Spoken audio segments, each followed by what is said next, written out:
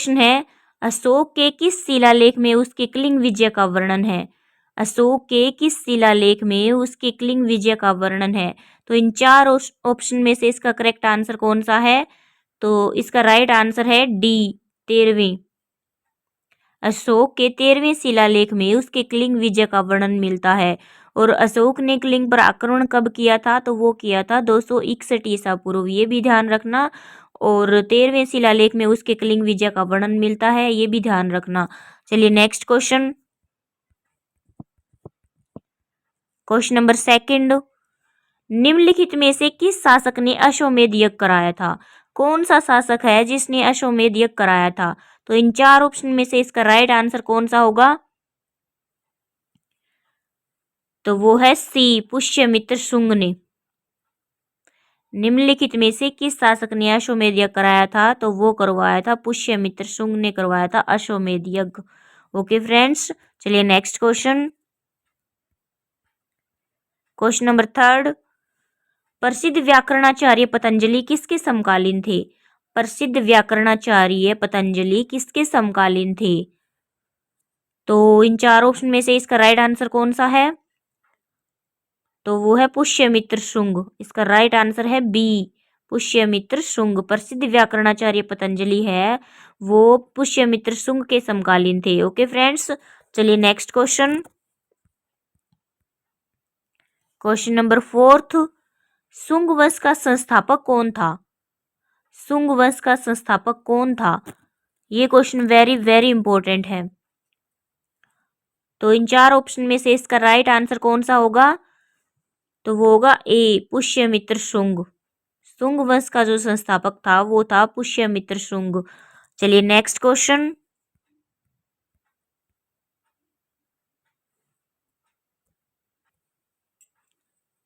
Question number fifth, भूमिदान का सर्वप्रथम उल्लेख किस राजवंश के समय का प्राप्त होता है?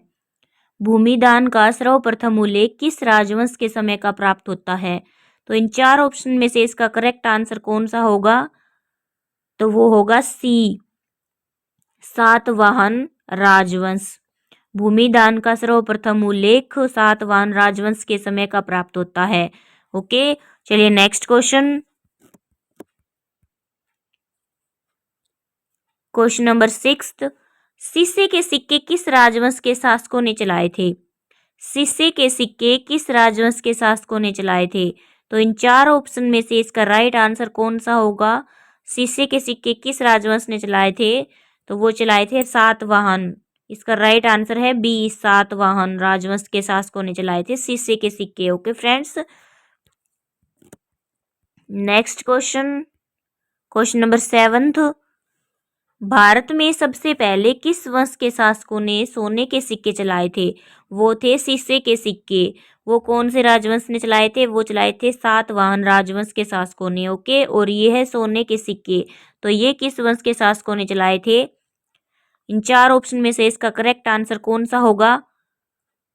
तो वो होगा ए, इंडो ग्रीक। भारत में सबसे पहले इंडो ग्रीक वंश के शासकों ने सोने के सिक्के चलाए थे। ओके, ये दोनों क्वेश्चन वेरी इंपॉर्टेंट है। सोने के सिक्के और शीशे के सिक्के दोनों ही एग्जाम में बार बार पूछे जा रहे हैं, तो ये दोनों ध्यान रखना आप। सोने के सिक्के चलाए थे इंडो ग्रीक वंश के शासकों ने, और शीशे के सिक्के चलाए थे सातवाहन वंश के शासकों ने। ओके फ्रेंड्स, चलिए नेक्स्ट क्वेश्चन, क्वेश्चन नंबर 8, किस राजा के शासनकाल में ईसाई धर्म प्रचारक सेंट थॉमस भारत आया था? किस राजा के शासनकाल में ईसाई धर्म प्रचारक सेंट थॉमस भारत आया था? तो इन चार ऑप्शन में से इसका राइट आंसर कौन सा होगा? तो वो है बी, गोंदो फर्निस। गोंदो फर्निस राजा के शासनकाल में ईसाई धर्म प्रचारक था जो सेंट थॉमस, वो भारत आया था। ओके, गोंदो फर्निस राजा के शासनकाल में। चलिए नेक्स्ट क्वेश्चन, क्वेश्चन नंबर 9, गुप्त वंश का संस्थापक कौन था? इन चार ऑप्शन में से इसका राइट आंसर कौन सा होगा? गुप्त वंश का संस्थापक कौन था? तो इसका राइट आंसर है सी, श्रीगुप्त। गुप्त वंश का संस्थापक था श्रीगुप्त। ओके फ्रेंड्स, एक शुंग वंश का संस्थापक पूछा था, वो था पुष्यमित्र शुंग, और गुप्त वंश का संस्थापक है श्रीगुप्त। ये दोनों क्वेश्चन इंपॉर्टेंट है, ध्यान रखना। चलिए नेक्स्ट क्वेश्चन, क्वेश्चन नंबर 10। गुप्त वंश के किस शासक ने सर्वप्रथम महाराजाधिराज की उपाधि धारण की थी? गुप्त वंश के किस शासक ने सर्वप्रथम महाराजाधिराज की उपाधि धारण की थी? तो इसका राइट आंसर क्या है? इसका राइट आंसर है सी, चंद्रगुप्त प्रथम ने। गुप्त वंश के चंद्रगुप्त प्रथम शासक ने सर्वप्रथम महाराजाधिराज की उपाधि धारण की थी। ओके, चलिए नेक्स्ट क्वेश्चन, क्वेश्चन नंबर 11। किस गुप्त शासक को कविराज कहा गया? किस गुप्त शासक को कविराज कहा गया? तो इसका आंसर क्या है? वो है ए, समुद्रगुप्त को। समुद्रगुप्त शासक को कविराज कहा गया। ओके, चलिए नेक्स्ट क्वेश्चन, क्वेश्चन नंबर 12। किस गुप्त शासक को भारत का नेपोलियन कहा जाता है?